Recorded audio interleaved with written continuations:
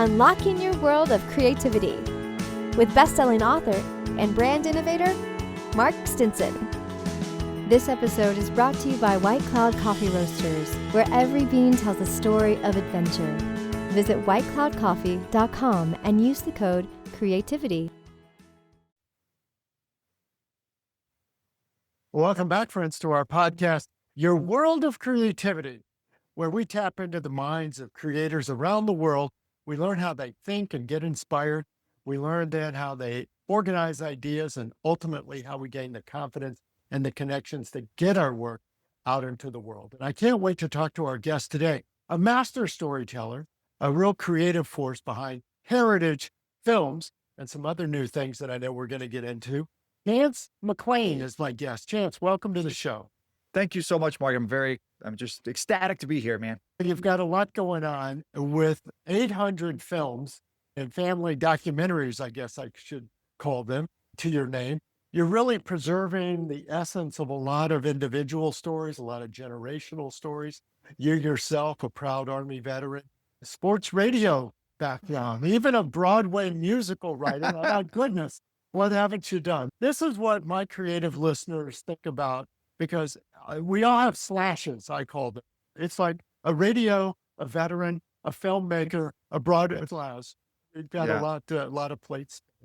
And if you would have asked me first of all, I don't even know how to respond to that. There are so many different things. I had all these careers in my life, and none of them made sense ever. I was in the Army, and I loved the Army. I loved my service. I was up in your neck of the woods, up in the Pacific Northwest. Loved it, but it did my 4 years and was done. And I found myself doing music stuff, and I thought I'm going to be a musician.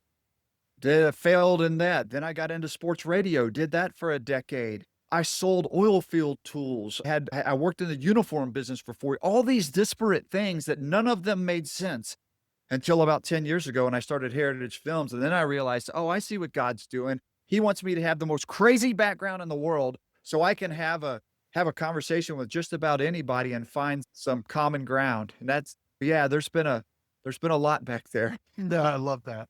And so thinking about this, the radio guy turns legacy filmmaker, and you've walked through some of those creative hats you've worn. What was that fork in the road moment?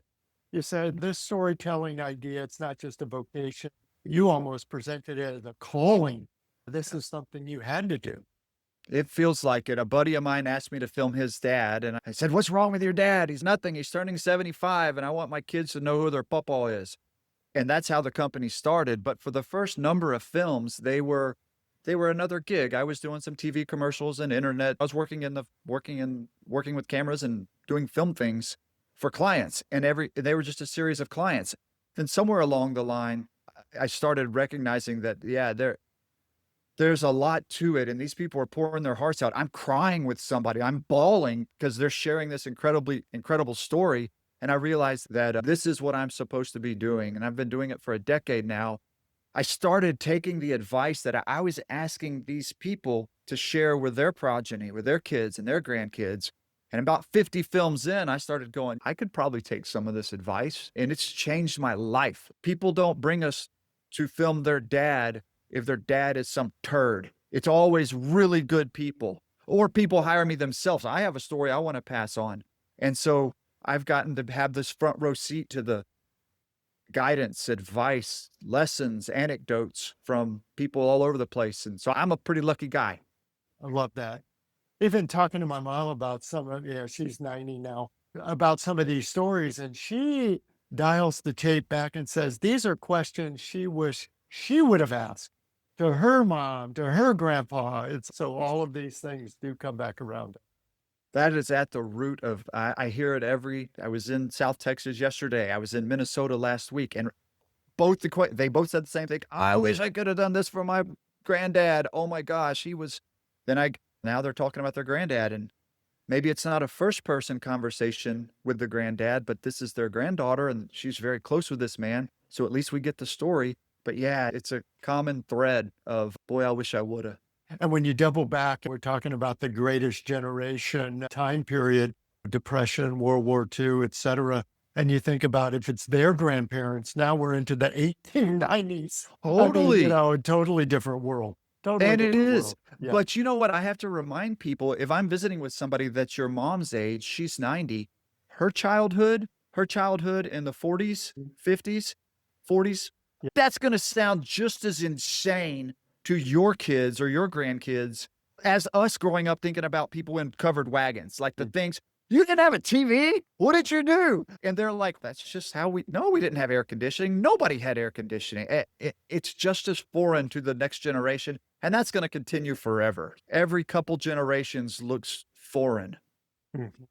This is the storytelling part of it, but let's get in maybe to the business, Sure. the gig side of it all. You're creating these personal, I would call them documentaries. It's not your average kind of filmmaking. Let's get a little behind the scenes. What does it take Sure. to have this kind of high end, but deeply Mhm. personal film? You're not just turning the camera on, hoping for the Correct. best. Maybe the first 20 or 30 films, I was winging it, man. I didn't know what I was doing, but I knew that I wanted to have a long form, thoughtful conversation with somebody. I knew the beats of their prehistory and then their childhood and then school years and then they get married and then they have kids and they have a career. And then I would just follow my curiosity and chit chat with them.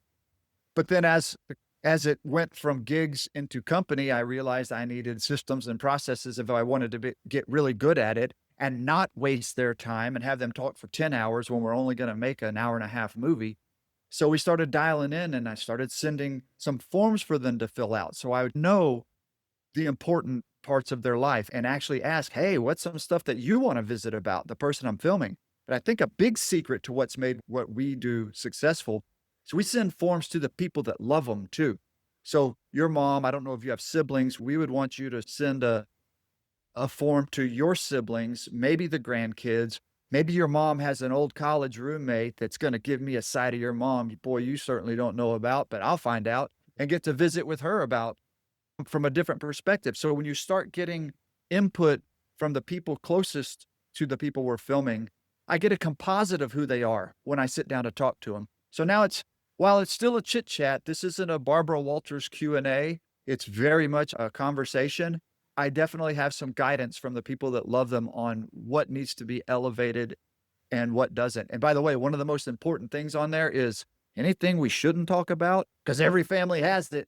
And I don't want to step on more landmines that I had to step on to learn to add that question. There you go. And you're also striking a balance, or I guess trying to get the most out of both cinematic quality, so to speak, but this emotional truth. Everybody wants the truth to come out. Yeah, for sure.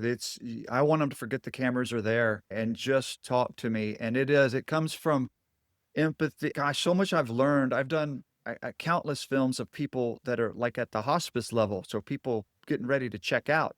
And I certainly had no training. I just wanted to be authentic and kind and thoughtful and ask real questions. If this was my dad, if this was my grandmother, what do I want to know beyond the regular stuff? And then not be afraid to ask those questions, but make them feel comfortable. It's from those hyper emotional moments have informed me as I'm visiting with people that are my age or 60 and perfectly healthy, but I'm able, I think, to get that emotional access because I've been through it. And as you reflect on this experience, 800 of these documentaries later, do you see a pattern or do you see a thread of lessons learned that emerge from these hundreds of interviews? I do. And it's funny, it boils down to things like Proverbs. There's a reason that those ancient words are there and still germane. I see it in people whenever you say, what's the secret to a happy life? It's haul your family in and love on them. There's no presence like presence. It's things that we know.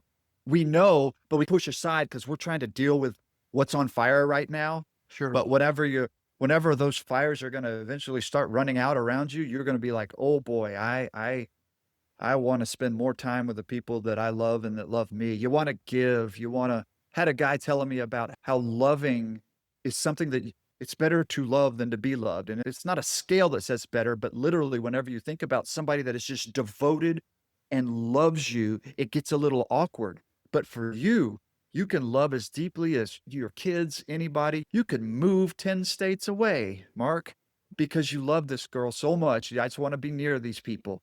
Yeah, so to answer your question more shortly, it's stuff that you see in ancient texts like Proverbs. That stuff is very real. And does one of these stories, just as an example, as you could share with us, surprise you or stick with you in some different kind of profound way? Oh, so many, infinite stories. I filmed this guy who was like 85 years old, 84 years old, had no idea, but as I'm talking to him, he was literally a drug runner in the late 60s and 70s. And now he's just a grandpa. I've done 27 World War II vets, every single one of them sticks with you forever. You always hear about combat war veterans that don't want to talk about our Vietnam gentlemen, ladies and gentlemen, the Korean War, World War II. And usually on the forum say anything that we shouldn't discuss, they'll be like, yeah, don't discuss the Vietnam War. Got it. So what I do in my process is I lead the conversation. And once we get up to that point, I'm like, all right, so then you go to basic training. You got a terrible letter in the mail. You got to run off. But you get back to the States and you got this girl that you had met. And they're like, yeah, I got back and I don't ever want to talk about that. And here's why. And then they share. And I'm like, I'm sitting there with these guys. And this has happened countless times where they're talking about things that they have stashed away for 5 decades. And I let them go through it and we cry, we get all through it. And I'm like, Mister, you said that you didn't want to discuss what we just discussed. And they always say, yeah, but you know what? I think it's time. And we end up doing a real service to the family, I think. So yeah, there's endless experiences and stories and to the point where I can just ramble. I don't know where to start, Mark. Just the best people out there. They're all out there. They're your neighbors. They're all great. I love people. I'm curious, being a veteran yourself, does that inform or affect in any way your ability to connect with some of those either wartime or peacetime coming back? Those stories, the resilience, the leadership maybe, but also the personal sort of rise and fall of the person. Yeah, I think there's a generational difference. I served during peacetime. I served between the Gulf War and 9/11 in that Clinton era. And I had a freaking blast. I was a medic. I was in Seattle during grunge. It was awesome. However, I did sign up. I did do my time and I loved it. And I think that experience, that exposure lets maybe some people that had a rougher military experience open up to me because of that. A good example about I was watching the RNC on TV last year, and out walks this World War II vet. And I'm like, the year before, I was in that dude's living room, William Peckrell. I did his heritage film. His daughter was in Houston. We flew up to Wisconsin to film him. And I'm like, oh my gosh. And this guy was in the second wave of Normandy. And his war story, his soldiering story had all the things that you're terrified of: dead bodies and hiding and pretending to be dead because they were bayoneting and shooting people. My story wasn't that. However, Mr. Peckrell told me, thank me for my service. Like, felt inadequate. But he talked to me. We got the story for his family. Part of the biggest difference, I would say, that kind of started waning from my own exposure would be there was a sense of duty in the 30s, 40s, 50s, 60s that started turning into a sense of opportunity. It started turning into, you can pay for school, you can get out of trouble, this is a path. And even myself, I didn't know what to do with my life. I knew I loved my country. I knew I wanted to marry this girl who thought I was really irresponsible. So I said, I'll join the Army. They'll teach me. And it worked, and I'm still married. But those generations before, the ones, they would get the letter that said, hey, it's time for you to serve your country. They were never like, oh crap, no, they were like, I got my letter, Mom. I'm headed to Germany. So interesting. We Yes, spend sir. a lot of your time looking back, and I want to look ahead for a second. But first, Sure. I want to give the listeners a chance to know where to find you, where to connect with you. And I'm sure by now they want to learn more about this work. Where can we connect with you? Thank you. It's yourheritagefilm.com. And if I could do it all over again, I wouldn't have a homophone in my URL. yourheritagefilm.com. Oh, very good. thinking about the future, you're doing some things with your company. I want to Yeah. talk about that. And then also look to the future of maybe this genre angle of storytelling. But first, how are you continuing to build and maybe more what a heritage film is? Sure, yeah. So there's from a business perspective, there's a bit of a hub and spoke opportunity here, where at the root of all the films that we do is somebody with a story to tell, and either that's through the second or third generation hiring us to film mom and dad or grandma and grandpa or Uncle Joe, or the first person style where a guy's, hey, I got some really cool stuff I want to share with my family. But that's at the root of all of them. But over the years, and thanks to the volume we've done, we've seen some slightly different aspects of the films. And so we just launched farm and ranch films because a lot of films we do are these rural agrarian families, often multi-generational films where the key difference in that is where the land itself is a character. It's not just where they live, it's part of their vocation, it's part of their existence. And so we take an extra time to film the land and tell stories about the land. And we've done films with a 90-year-old guy who still to this day rides his side-by-side, his gator. He rides his fence line every day, just like he's been doing since the 50s. That's cool. That's different. That's not everybody's pawpaw. That's this guy. And so we have the Farm and Ranch Films as the newest, and I say brand newest. The website's been up like a week. We're just getting into this, but I'm very excited about that. And then there's also an initiative that you're actually ahead of by asking me that question that is going to be specifically geared towards soldiers, sailors, Marines, and their families, because those guys, and I can marginally say we because I did serve, they definitely, particularly the war veterans, definitely have stories to tell that don't quite fit in a box of a normal family. And the one that spurred that on was actually a reservist who didn't serve. On his form, it says military service. He put yes. When I show up at his house, he was a professor, a college professor. When I show up at his house, yeah, he served for 37 years and he was a one-star general. He was a general in the Army who had these two lives. He had a civilian life that went through as a chemical engineer and then as a professor at Rice University. And then he had his reserve career that made him reach the level of a flag officer. And his family knew dad was a general, knew dad was a colonel, knew dad was a light bird, knew all this stuff, but didn't know anything about that life. And so we're putting a separate project together for him that's really just about how does this unique, different thing I had on the side of my life that y'all just witnessed, but you don't really know about. So that's what bore that one. So that's a couple things that we got going on, Mark. Good stuff. And then about the tools, the equipment, the instruments of the trade, you've got to be thinking about what technology or what software or all the other tools, even though the stories have a historical and a legacy piece, you've also got to be thinking about that. What's new coming down? Yeah, we try to stay on top of it. We try to buy as high quality, like our cameras, for example, are very high quality stuff, but it's not just so we can look flashy and roll into their house with super Hollywood looking crap. The fact is it's the most future proof that we have. The better the equipment, the longer it's going to hold on.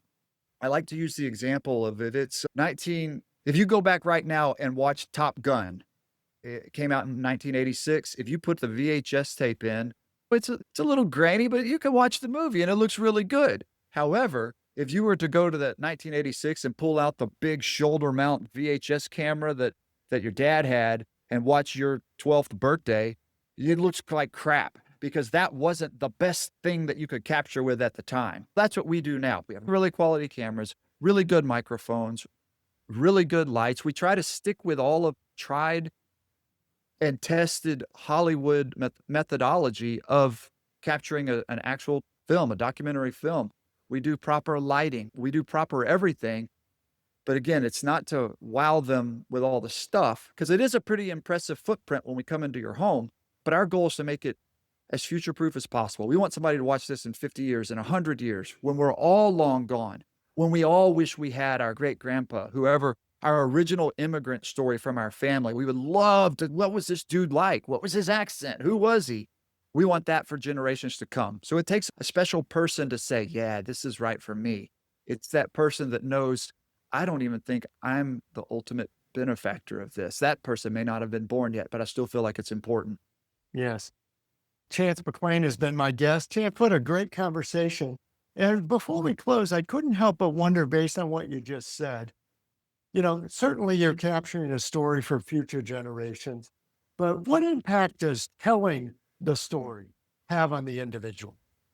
I've had 100, 200, 300 people tell me that this was better than therapy. And everybody has the freedom at any time to look back and do a survey of their life. Mark, you can do it when you get off right now. You can think about your childhood. You can think about your parents. You can do it right now, but you don't. Maybe you do every now and then. However, the Heritage Films process, you have to. And I think that something very healthy goes into that as you, as a subject, are getting prepared. Man, this dude's going to come over and I got to talk about stuff I haven't thought about. I got to go through my pictures. Oh my God, I had a crush on her. They start going through all these memories. And then we show up at your house and you plop down and your brain is just, and then it's just a conversation. And it ends up being very healthy to do these long form surveys of answering the question, who am I? I'll leave you with one other thing. We set out to make the world's greatest documentary films for families. That is our goal. We want to be the best in the world. And I thought it was about making these great movies to pass on the stories to generations to come. What I've learned is that's an ancillary benefit. What people really want, they want to pass on the values of a previous generation because we feel like, gosh, time, things erode. But boy, my grandpa, that dude was a stud, right? We want the values, whatever made dad the guy that would pull over and change somebody's tire, come home and not even tell you. It's just how he was wired. We want to capture those values and put them into our progeny. Like, we know we're screwed. We're thinking about down the road. And that's what I think at the root of why people choose to say, all right, let's roll the dice. Let's do it. I think that's what's really there. So good. Chance McClain has been my guest, and it's yourheritagefilms.com. Your Heritage Film. Film, singular. Yeah. Sorry. Yes. Very good. Worst URL ever. Worst. It's all going to be in the show notes. Don't take anything I say. Look in the show notes. There's a link there. Awesome. What a great conversation. What great work you're doing to capture all these great stories before they fade. So I appreciate you coming on and sharing your fingerprint of creativity. Really appreciate it. Thank you so much, Mark. Thank you. And listeners, really appreciate you coming by. And thanks to our sponsor, White Cloud Coffee Roasters. You can enjoy a 10% off your first order at whitecloudcoffee.com. Just use the word creativity and you'll get the beans, the brews, the inspiration, and the caffeine that you need to fuel your creativity. And so we'll see you next time on our podcast. Until then, I hope you do subscribe, rate, review, whatever favorite podcast app you listen to us on. And we'll keep bringing ideas to your life to keep unlocking your world of creativity. I'm Mark Stinson, and we'll see you next time.